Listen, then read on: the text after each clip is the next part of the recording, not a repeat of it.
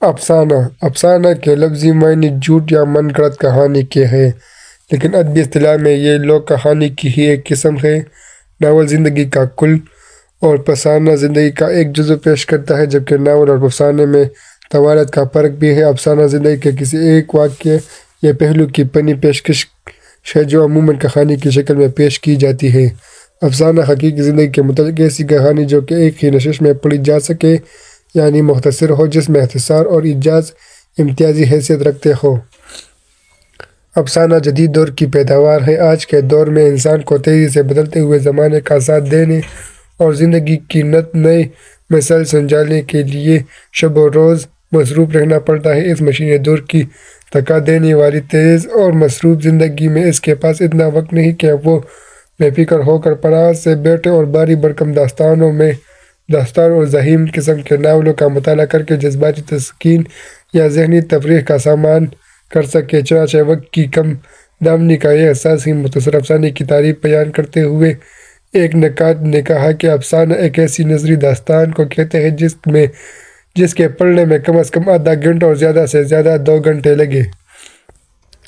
Doctor صحیح البخاری اردو داستان تحقیقی اور تنقیدی مطالعے میں رقم تراز ہے۔ افسانہ زندگی کا ایک رخ، ایک جھلک، ایک جذبہ یا واقعے کو پیش کرتا ہے۔ اس ایک تجربے سے جتنے جذبات پیدا ہوتے ہیں ان کو بیان کرتا ہے۔ پروفیسر وقار اپنی تصنیف پنی افسانہ نگاری میں یوں لکھتے ہیں: افسانہ داستان کی دوسرے قسموں کے مقابلے میں اپنی حیت میں سب سے مختصر ہے، اور افسانہ نگار کو بہت سی باتیں ایک چھوٹی سی محدود فضا میں رہ کر کہنی پڑتی ہے۔ مغربی نقاد ایڈگر آلن پو سے وہ نثری قصہ قرار دیا جو 1 سے 2 گھنٹوں میں اختتام پذیر ہو، جبکہ ایچ جی ویلز کہتا ہے کہ وہی افسانہ کامیاب ہوگا جو لوگوں پر خوشی، غم، خوف کے جذبات پر اثر انداز کرے گا۔ افسانہ جدید دور کی پیداوار ہے۔ 20ویں صدی کے آغاز میں افسانے کی صنعت مغرب سے آئی اور دیکھتے ہی دیکھتے اس نے اپنی الگ پہچان بنا لی اور ادب کے افق پر چھا گئی۔ اردو میں مختصر افسانے کے ابتدائی نمونے علامہ راشد الخیری، پریم چند، سجاد حیدر یلدرم، نیاز فتح پوری اور مجنوں گورکھپوری کے یہاں ملتے ہیں۔ ابو الفضل صدیقی کے مطابق اردو کا پہلا افسانہ نگار پریم چند اور پہلا افسانہ دنیا کا انمول رتن ہے۔ ڈاکٹر مبین الرحمان کے مطابق اردو کا پہلا افسانہ نگار سجاد حیدر یلدرم اور پہلا افسانہ نشے کی ترنگ ہے۔ مرزا حامد بیگ کے مطابق اردو کا پہلا افسانہ نگار علامہ راشد الخیری اور پہلا افسانہ نصیر اور خدیجہ ہے۔ جدید تحقیق کے مطابق اردو کا پہلا افسانہ نگار علامہ راشد الخیری ہے۔ افسانے کی اجزاء ترکیبی اردو افسانے کی امتیازی خصوصیات: محدودیت: افسانہ نگار انسانی زندگی کے صرف ایک گوشے کی جھلک دکھاتا ہے۔ اس کی توجہ زندگی کی صرف ایک پہلو پر مرکوز رہتی ہے۔ وہ اس ایک پہلو مختلف گوشوں کی وضاحت کر کے کہانی مکمل کرتا ہے، لیکن یہ سب گوشے ایک جمالیاتی توازن کے ساتھ آپس میں مربوط ہونے چاہیے تاکہ افسانے میں تاثر کی وحدت قائم رہے۔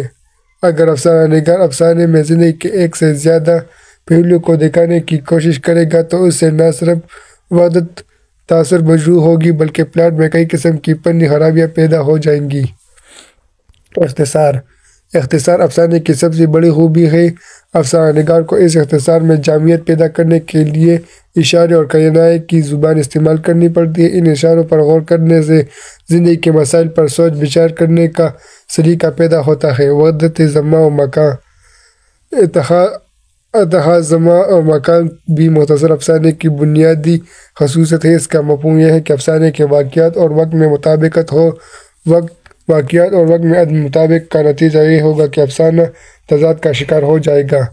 وحدت کردار: عمل کے مطابق بھی افسانے کی ایک بہت بڑی خوبی یہ ہے ایک ہی کردار سے مختلف موقعوں پر متضاد قسم کے اعمال کا ظاہر ہونا بھی خلاف فطرت ہے۔ ایک ایسا کردار جس کی فطرت ٹیکی ہے ایک وقت میں رحمدل اور دوسرے وقت میں ظالم نہیں ہو سکتا۔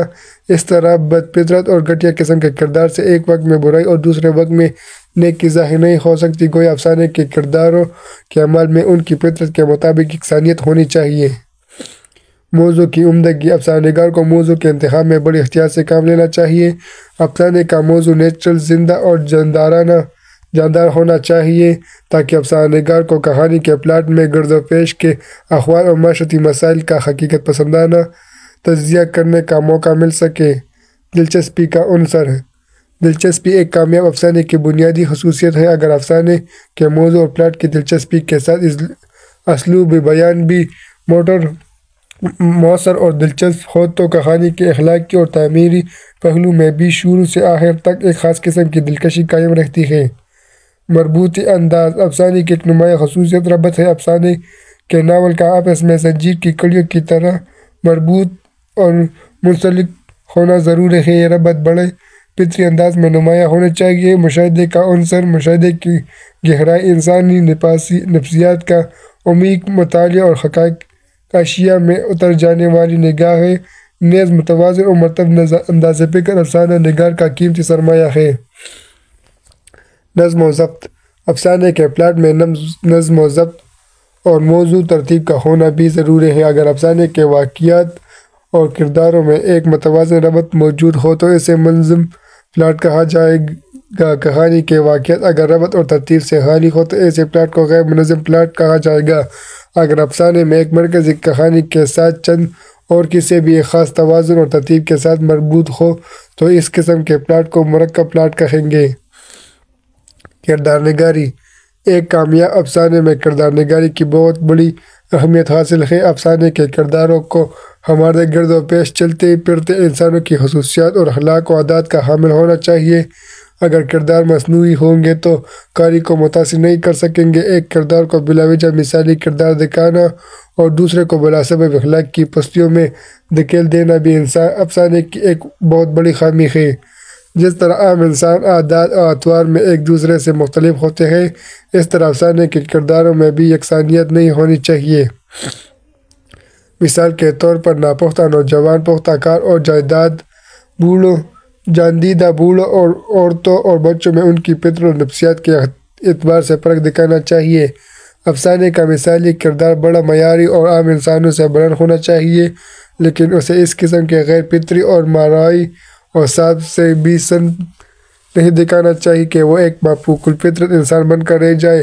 یہ ایک مسلمہ حقیقت ہے کہ افسانے کی کامیابی کا دارالمدار بالعموم مثالی کرداروں کی کامیاب کردار نگاری پر ہوتا ہے، مگر چند ایسے ذیلی کردار جو افسانے کو اختتام تک پہنچانے میں مدد دیتے ہیں، ان کی اہمیت بھی اپنی جگہ کم نہیں۔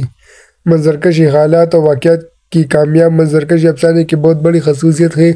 افسانہ نگار کو چاہیے کہ یہ مقصد حاصل کرنے کے لیے افسانے کا پلاٹ مقامی ماحول سے مرتب کرے تاکہ واقعات کی تصویر کشی میں اسے کوئی پرد و گزاش نہ ہو جائے۔ بعض اوقات افسانے میں غیر ملکی ماحول کی عکاسی کرنا پڑتی ہے۔ اس مقصد کے لیے افسانہ نگار کو متعلقہ ملک کے باشندوں کی معاشرت، غارت اور خصائل اور جغرافیائی ماحول سے پوری طرح باخبر ہونے کی ضرورت ہوتی ہے۔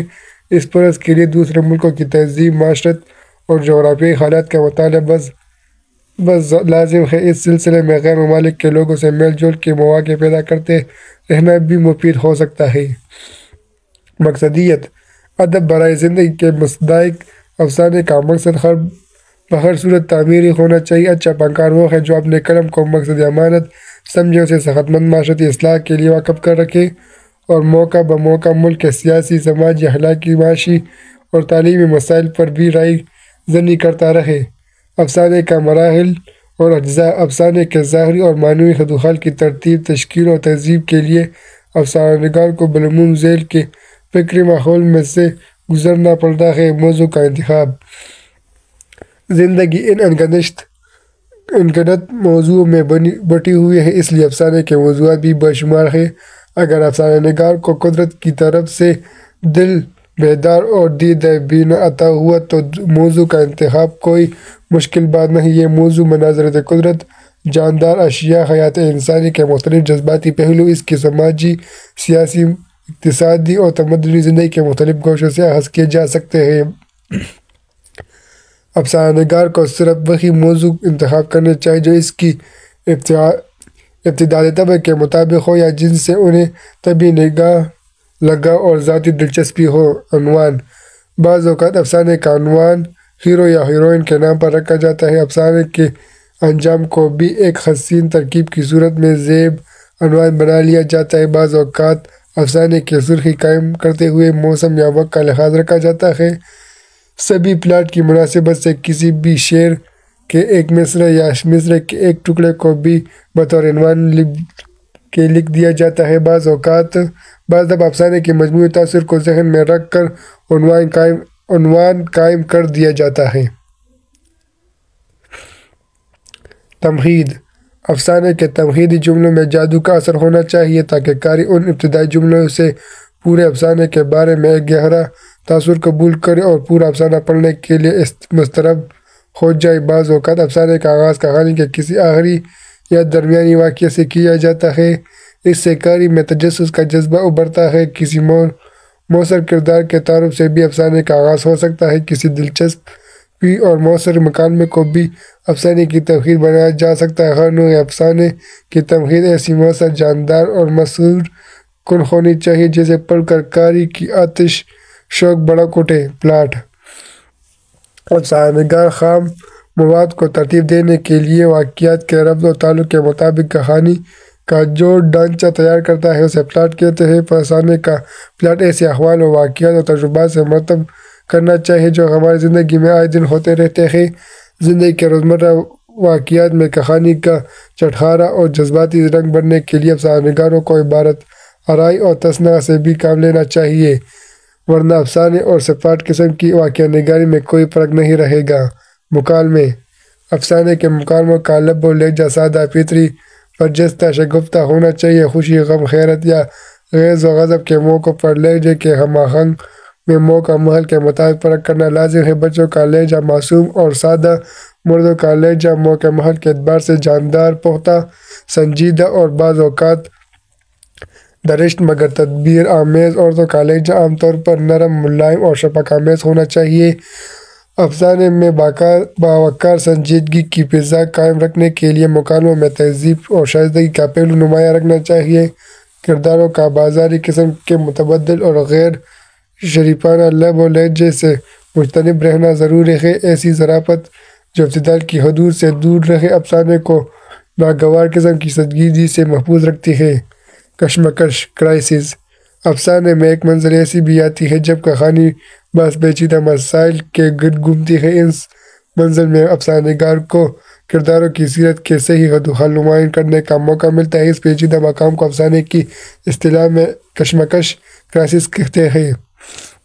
نقطۂ عروج، کلائمیکس: کشمکش کی منزل سے گزر کر افسانے کے واقعات نقطۂ عروج پر کلائمیکس کی فضا میں پہنچ جاتے ہیں اور قاری اس سوچ میں پڑ جاتا ہے کہ نہ جانے اب کیا ہوگا۔ اس موقع پر انجام بالکل غیر یقینی سا ہوتا ہے، اس لیے وہ بڑی بےتابی سے کسی فیصلہ کن موڑ کا منتظر ہوتا ہے۔ اختتامی افسانہ، یعنی افسانے کا اختتام کس طرح ہونا چاہیے؟ افسانے کا اختتام پرکشش اور تصادم کی فضا آہستہ آہستہ ختم ہو جاتی ہے اور افسانہ قاری کے ذہن پر کوئی جزیہ یا حیران کن اضطرابی کیفیت چھوڑ کر اپنے انجام کو پہنچ جاتا ہے۔ افسانے کا انجام کچھ ایسی فطری انداز میں ہونا چاہیے کہ قارئین کا دل یہ محسوس کرے کہ کہانی کا یہ انجام بڑا مناسب اور بامقصد ہے اور اس کے علاوہ کوئی اور انجام ممکن ہی نہیں تھا۔ افسانہ نگار کی خصوصیات: افسانہ نگار میں 3 چیزیں کا ہونا ضروری ہے: وسیع مطالعہ، نفسیات پر گرفت اور قوت مشاہدہ۔ یہ تینوں خصوصیات کسی بھی افسانے کو شاہکار بنانے میں مددگار ثابت ہوتی ہے۔ علامتی افسانہ کے افسانے کی اقسام ہیں۔ افسانہ میں علامت کے استعمال کا مطلب ہے کہ افسانہ نگار زندگی پر روشنی ڈالنے کے لیے تمام زندگی کے کینوس میں سے کسی ایسی چیز کو منتخب کرتا ہے جو سب کی علامت بن سکتی ہے۔ اس میں ہر نوع کی جزیات سے حقیقت پر روشنی ڈالنے کے برعکس صرف ایک علامت سے ترجمانی کی جاتی ہے۔ علامت عام زندگی سے اخذ شدہ عام یا اہم علامت بھی ہو سکتی ہے اور خود ساختہ، وضع کردہ، مبہم و اشکال والی بھی ہو سکتی ہے۔ اس سے لاشعور کی ترجمانی بھی ہو سکتی ہے اور اس سے فرار کا ایک انداز بھی بن سکتا ہے۔ اردو ادب میں علامتی افسانے کا باقاعدہ اور شعوری آغاز 1960 میں انتظار حسین کے افسانوں سے ہوا۔ ان کے افسانے علامت کے مروجی تصور کے مطابق قرار دیے جا سکتے ہیں۔ انتظار حسین نے داستان اور اساطیر پر اور افسانہ استوار کیا اور علامتی افسانے کی اولیت کا تاج اپنے سر سجایا۔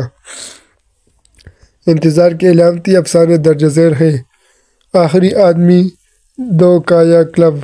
ان دو افسانوں کا اسلوب داستانوی ہے۔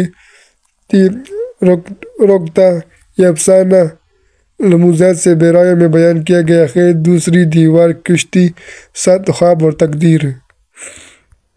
نیز دوسرے علامتی افسانہ نگاروں میں مسودہ، شیر مظہر الاسلام اور اعجاز راہی مشہور ہے۔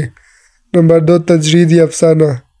اپنی خالص صورت میں تجریدی افسانے کو کلم ٹریلر سے مشبہ قرار دیا جا سکتا ہے۔ کلم کے برعکس ٹریلر میں نہ تو واقعات منطق کی ربط میں ملتے ہیں اور نہ ہی ان میں وحدت تاثر اور کہانی کو ملحوظ رکھا جا سکتا ہے۔ تاہم ٹریلر تمام فلم کا ایک مجموعی مگر مبہم سا تاثر ضرور دے جاتا ہے۔ یہی حال تجریدی افسانے کا ہوتا ہے۔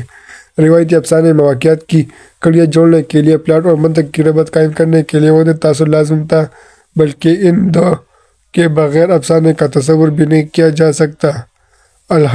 العنصر بغیر پلاٹ اور وحدت تاثر سے عارضی افسانے کو تجریدی افسانہ قرار دیا جا سکتا ہے۔ تجریدی افسانہ نگار پہلی مرتبہ وقت کے جبر اور اس کے نتیجے میں منطق کی قدغن سے آزاد ہو گیا، بالکل اس طرح جس طرح آزاد نظم میں نظم نگار قافیہ، ردیم اور وزن کی قید سے خود کو آزاد سمجھنے لگتا ہے۔ نیز تجریدی افسانے میں شعور حال اور تخت شعور ماضی کے ساتھ ساتھ لاشعور مستقبل بھی گڈمڈ نظر آتا ہے۔ انور سجاد کو پاکستان میں تجریدی افسانے کے سلسلے میں اہمیت دی جاتی ہے اور یہ بھی 1960 کا زمانہ ہے۔ انور سجاد کے تجریدی افسانے استغارے، چوراہا، ماں بیٹا، نون کوپل، چپکلی کی کٹی دم اور نہ مرنے والا۔ نیز رشید امجد بھی تجریدی افسانہ نگار ہے۔